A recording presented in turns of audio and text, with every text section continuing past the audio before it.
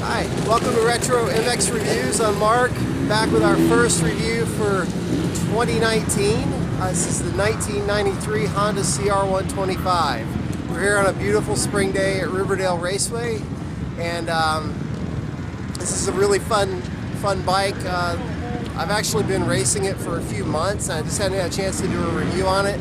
But the good news is I know a little bit more about it than I would have in a one-day test. So, 93 was a new bike, new chassis, layout. The engine was very similar to the 92s with some tweaks, but this was like the height of Honda's dominance. This is your Doug Henry, your Steve Lamson, your Jeremy McGrath. Yeah, McGrath was on 125s outdoors in 93, even though he was killing the Supercross on the 250. So this is really the height of Honda's world. K-Street engine, and just like when I think about Team Honda, like those are the years I think about, because they just dominated every year.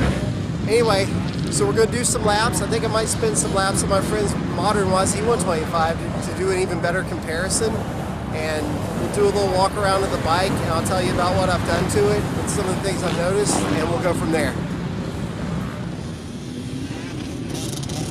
Alright, here we are with our walk around. One of the first things people always ask me when they see this bike, is this thing actually that orange, or did you find some kind of aftermarket plastic or something?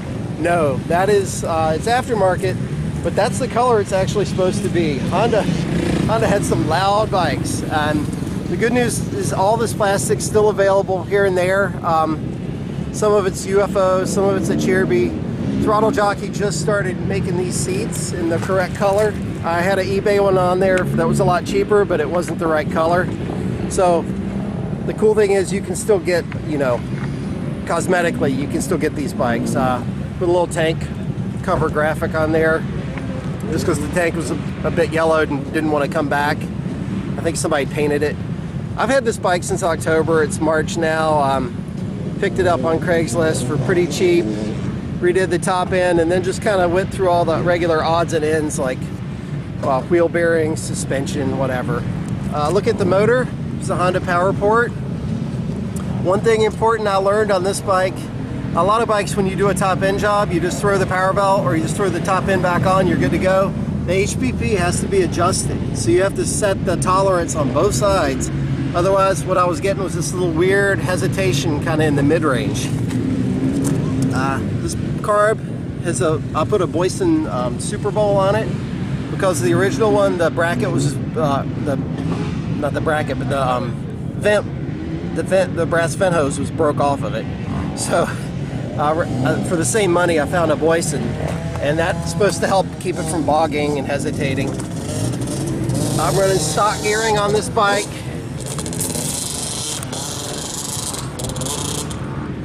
Nice little Pro Circuit shorty, which is still available, brand new from Pro Circuit.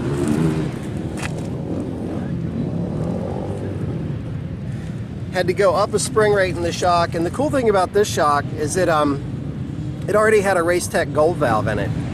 And if you buy a bike with a Racetech Gold valve and you want to revalve it for your own weight and speed, you contact Racetech, you let them know it's got a Gold valve, and they'll tell you. They'll let you plug into their calculator and tell you what shims you need. So then, you know, for 50 bucks, I bought all the right shims and a new seal and everything. And, you know, I've got a revalve shock just for my weight and speed. It's really awesome. I was lucky the pipe, it already had a PC pipe on it. It's a little beat up, but not too worried about it. The graphics, the whole graphic kit came from DC Vintage MX. And yes, Camel did sponsor Supercross back then, in the mid-90s. And then with the forks here, I upgraded to 97 forks off a 97 250 with the twin chamber. I just don't like the open chamber forks. I did have to swap out the clamps and add some spacers to make it all work. But the way I figure it, Jeremy McGrath was definitely running twin chamber works forks in his 93s. And Suzuki actually came with twin chambers in 93, so I don't feel like it's a huge stretch of the rules by any means. So there's the walk around. and we'll go out and do some laps, and I'll come back and give you my feedback on what I think of the bike and how it performs.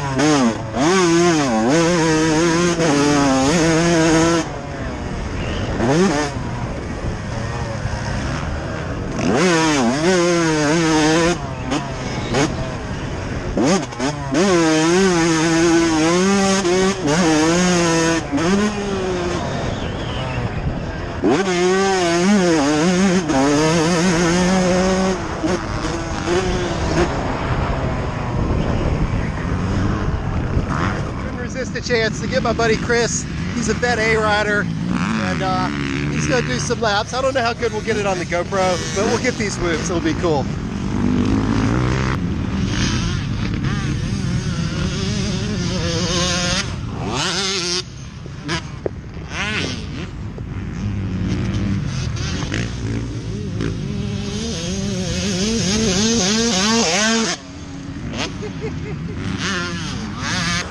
That thing's as good as I remember. That is such an awesome bike.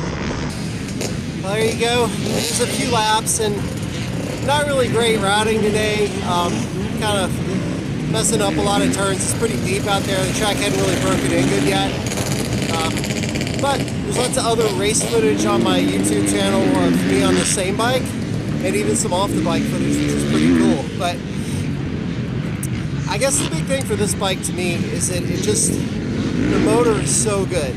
Now this one has the PC system, it's got the V-Force. As far as I know, the porting stock, it's just so good. It's, when I think of, I raced a 17 YZ125 at 17 for the whole season. And, you know, that bike has, a little bit better mid-transition, like that transition from low to mid. But this thing, once it's on the pipe, I feel like it's actually pretty close.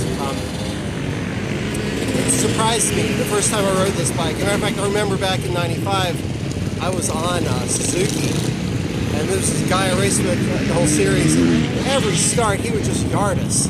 And I always thought that was because he was like a great starter, but after being on this bike and having a '93 Suzuki, I can definitely see the horsepower advantage. I mean, it has to be multiple horsepower.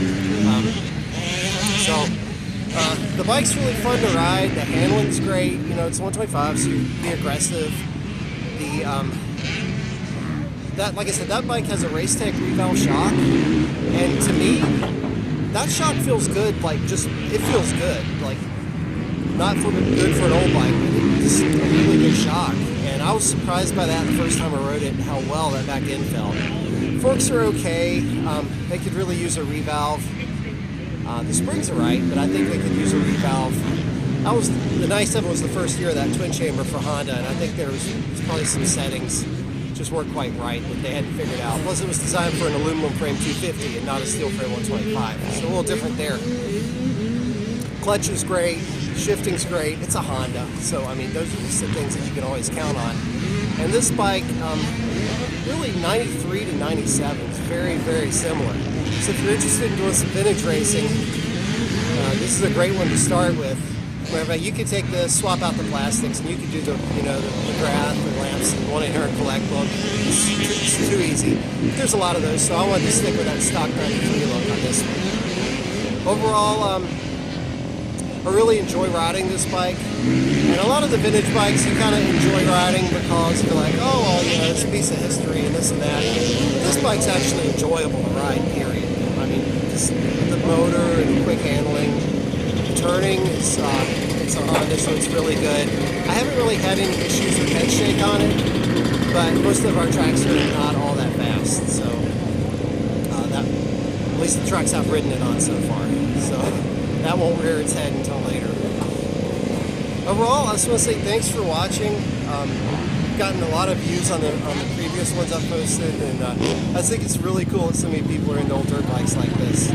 So thanks for watching. Leave some comments, leave some suggestions. I've heard a hot tip is to put 98, 99 power valves in it for a little more low to mid. So if anybody's got a set laying in the garage, let me know. I'm interested. Anyway, thanks again for watching, and we'll see you at the track.